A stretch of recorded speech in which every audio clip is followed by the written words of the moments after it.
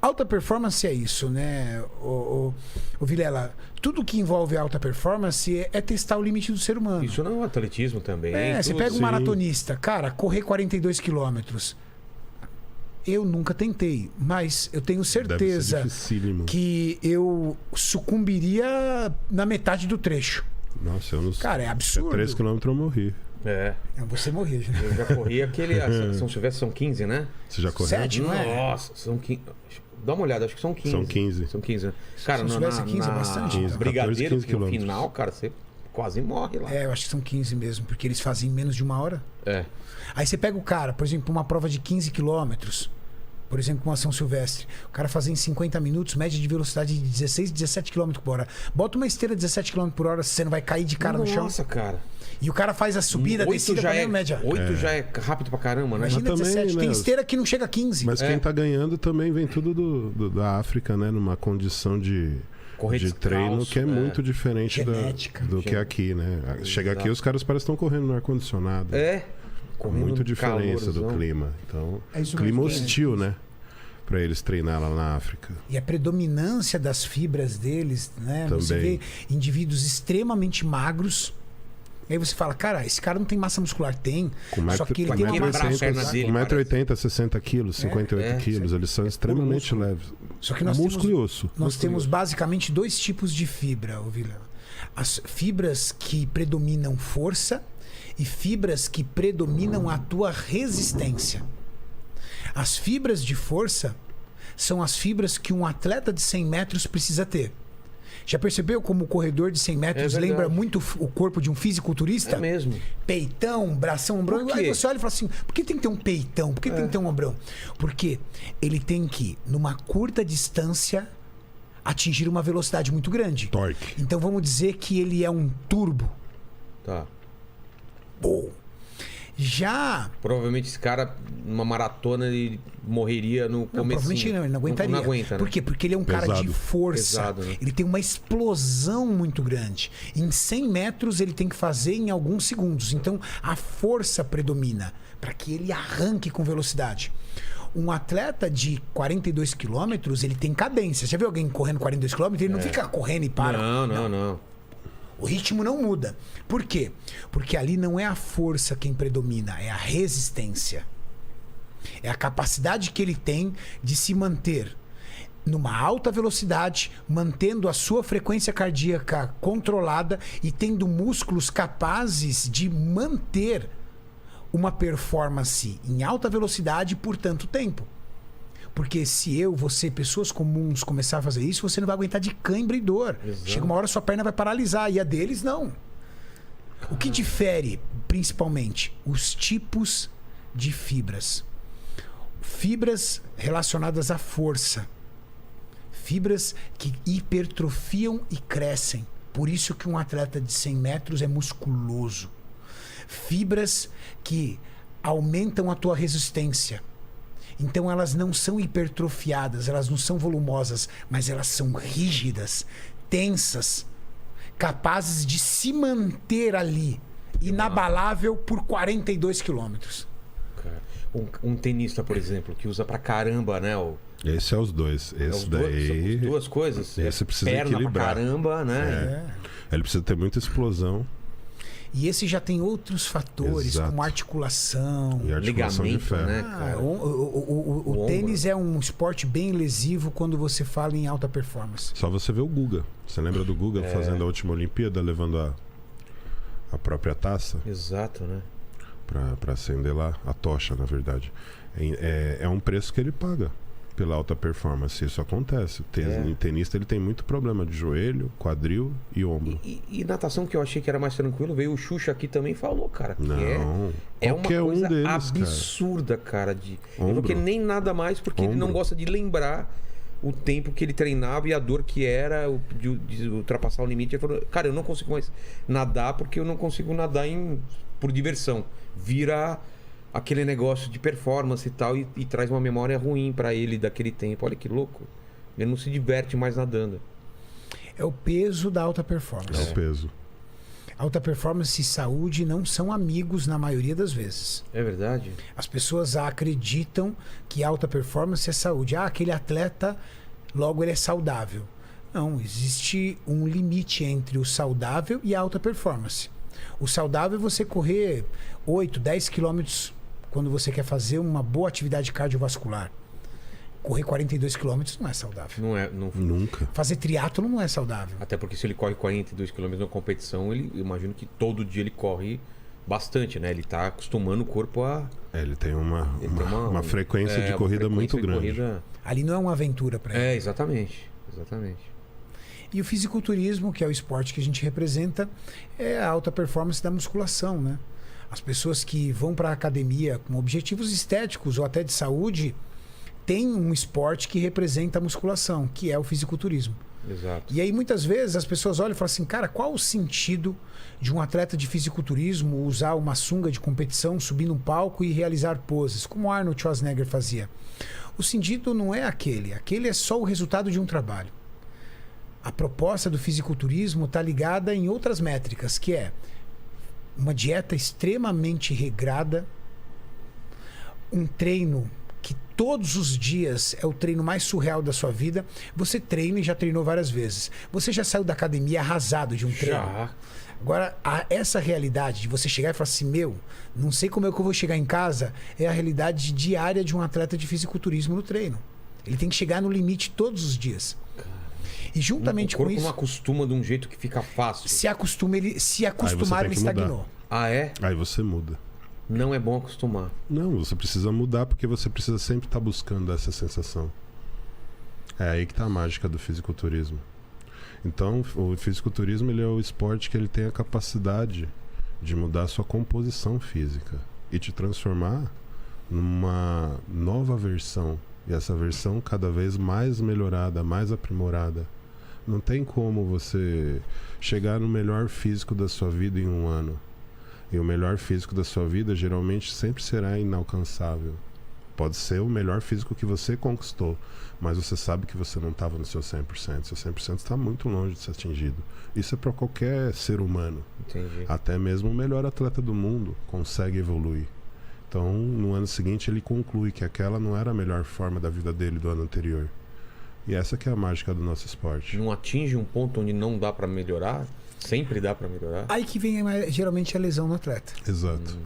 Quando você tiver aqui algum atleta entrevistando, eu vou sugerir uma pergunta para você, Vilela. Pergunta para ele, cara, quando é que foi sua primeira lesão? Você vai descobrir que geralmente a primeira lesão dele vem de um trabalho de muito esforço, uma busca muito louca, incessante pela sua melhor versão. Entendi. Em qualquer modalidade vai ser assim.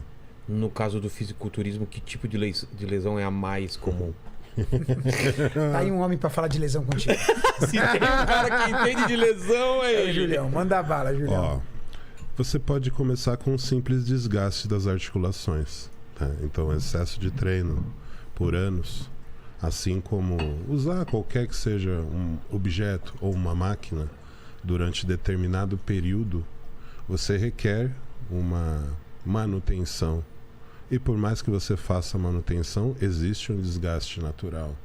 Então, nós atletas que estamos em atividades e temos uma vida mais longa dentro do esporte, costumamos carregar algumas lesões que são de desgaste articular. Então, quando você fala em vôlei, ou natação, ou atletismo, qualquer um desses esportes tênis que foram citados aqui, você vai ver que os atletas eles fazem sempre um esforço repetido por longos e longos anos, sempre trabalhando em busca de uma versão mais perfeita daquele determinado movimento. E quando você chega a uma certa idade, você começa a pagar o preço por trabalhar demasiadamente com a sua máquina, que é o seu corpo. Então, geralmente o atleta do vôlei vai machucar o ombro. Por quê? Porque ele esforça, ele faz aquele repetido movimento de cortada quantas milhões de vezes durante a carreira dele. E no nosso caso, quantos milhões de agachamentos, quantos milhões de supino, quantos milhões de desenvolvimentos que nós temos que fazer para conseguir atingir o máximo de performance. Então isso acarreta essas lesões que são desgastes articulares, que que são naturais para qualquer pessoa que submete o físico a um tipo de esforço muito acima da média durante um longo período. Então, se você vê jogadores de futebol, joelho, tornozelo, todos com problemas, justamente por causa disso. Então, a lesão, ela faz parte do esporte e ela só existe por quê? Porque você trabalha sempre naquela linha do 100% para mais. No limite, né? É sempre no limite, tentando sempre aprimorar cada vez mais. Então, essa busca pelo aprimoramento, é óbvio que você vai ter uma lesão ou outra, ou como no automobilismo. Você vê que o cara tá ali sempre quebrando recorde, mas volta e meia o que acontece? Um acidente. Exato. Por que acontece o acidente? Porque ele estava em alta performance. Se ele estivesse no limite de segurança, isso provavelmente não teria acontecido. Mas ninguém quebra recorde no limite de segurança. Imagina. Então é isso que acontece dentro do nosso esporte. Eu tenho os 2 joelhos com essa lesão de desgaste. É cartilagem, menisco, cartilagem desgastada por excessos de agachamento e por uma falta, né, de técnica ajustada, como hoje, porque é aí que você vai se aprimorando cada vez mais para ir se aprofundando e conseguir manter o treino. Então eu desenvolvi essas lesões pelo início de carreira, trabalhar com muitas cargas, sem o devido ajuste da posição do exercício. Então isso acabou acelerando o processo de desgaste. Os cotovelos eu desenvolvi condilite, que é uma lesão muito comum em praticantes de musculação. Então as minhas lesões são essas. Além disso, também desenvolvi desgaste nos 2 acrômios, no meu ombro aqui, e tive que fazer artroscopia. Tanto nos 2 cotovelos quanto nos 2 ombros. Teria que fazer na verdade, no meu joelho eu já não tenho mais condição de fazer nada. Eu teria que fazer um enxerto de cartilagem para tentar... Ligamento tá não, ok? São todos ok. Tá. Minha lesão não é muscular. Então ficar osso raspando no osso, é isso? É a cartilagem que vai acabando e você gera cada vez um atrito maior entre cartilagem, que está no fim, e osso. E aí o osso vai desgastando, é isso? Vai desgastando, aí libera líquido sinovial, fica cheio de água no joelho, é exatamente isso. É isso? É então isso. Dá água no É o joelho. excesso de líquido sinovial dentro da cápsula articular. Aí tem que tirar aí você esse tem que líquido? tirar. Tem que tirar esse líquido de vez em quando. O Renato também tem algumas lesões, né, Renato? Tenho, eu tenho algumas lesões. Tenho algumas, não, tenho várias. Histórico de atleta, e atleta já mais velho, sem lesão. Você tá com 2 veteranos aqui, cara. E por que vai ficando mais velho, fica mais... Máquina, né? É? Isso é qualquer esporte. Quando você porque mais novo... me fala, porque vai chegar um momento que até o Cristiano Ronaldo, que é esse fenômeno como atleta, vai ter que jogar a toalha. Poxa, o que está acontecendo que os times do Cristiano Ronaldo não estão ganhando como antes? Cara, o rendimento cai. Até para um Cristiano Ronaldo o rendimento cai. Sim. E aí você fala assim, poxa, mas ele é disciplinado, ele isso, ele aquilo. Você já viu, por exemplo, o próprio do Brasil, ele... Quem? Caramba, que jogou no Palmeiras. Sei. Não é Felipe Melo, não. Que ele tá falando isso. Jogador. Que o cara é disciplinado pra caramba, até hoje tá bem. Que a gente tá... Zé Roberto. Zé Roberto, cara. Caramba, Zé Roberto. Você pega o Zé Roberto, por exemplo, cara, o cara é trincado. Atleta, e ele tem né? um estilo de vida que até hoje ele é atleta. Aí você fala assim, por que ele não tá jogando ainda? Porque a alta performance cobra. Não adianta. Ele é um atleta incrível, ele tem um físico incrível, mas se colocar ele com os garotos de 18, de 20, não vai ter o mesmo rendimento. Então, é isso que é louco, porque esses garotos não têm a inteligência de músculo. Sim, mas tem a idade ao favor. Então, por quê? Porque tudo regenera mais rápido, tudo... Sim. Máquina tá nova, Máquina tá nova, né? Máquina tá nova. Não tem como. Eu com pegar uma vecão velho pra andar com o de hoje. Tá rindo o quê, Tá rindo o quê? Não, eu pensei na minha máquina. Então beleza. A máquina tá com quanto? 40 aí? 4.7. 4.7. Mas não tem jeito, né? O lance da gordura também, né?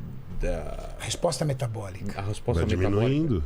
Eu não sei onde eu li se tem a ver, mas a partir de uma idade, se você não fizer nada, mantiver sua vida normal, é 1 quilo por ano. Sim. Mesmo você não exagerando nada, assim, mantendo a mesma coisa. Eu tinha um amigo meu que ele era obeso. Na casa dos 30 e poucos anos, ele, obeso, brincava comigo. Se bobear, meu exame de sangue é melhor do que o seu. Minha saúde está ótima. Eu falei para ele, é uma questão de tempo.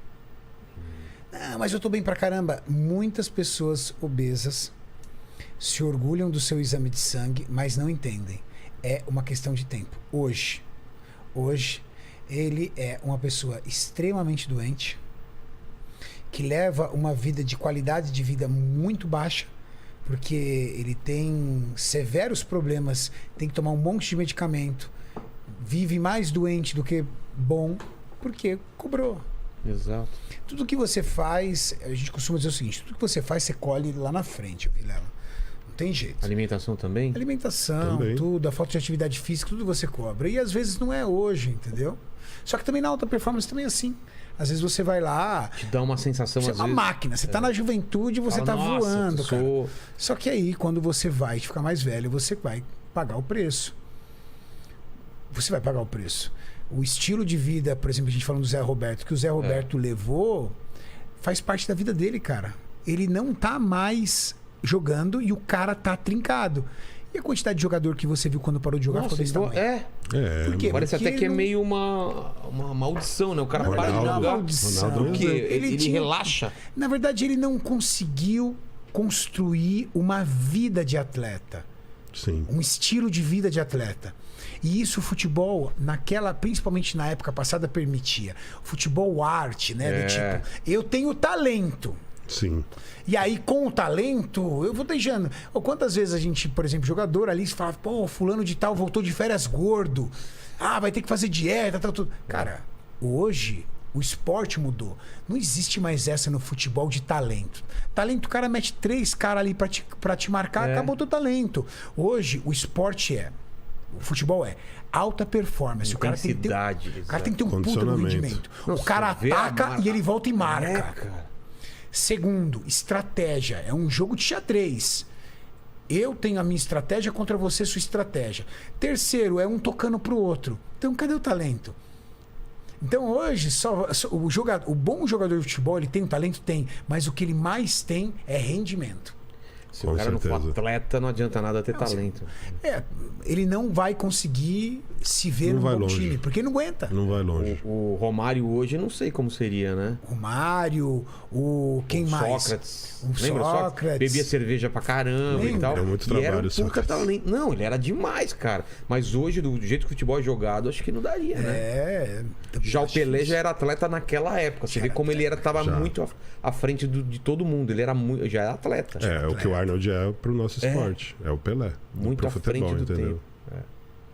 Um cara tanto é que o Arnold deu uma entrevista esses dias, ele falou que... Falou que o treino pra ele... Porque ele sofreu Foi quem que perguntou pra ele? Aquele rapaz... O cara que ficou boquiaberto lá do programa do Tapa lá, foi fazer uma entrevista nele e falou, por que você treina até os 70 e poucos anos?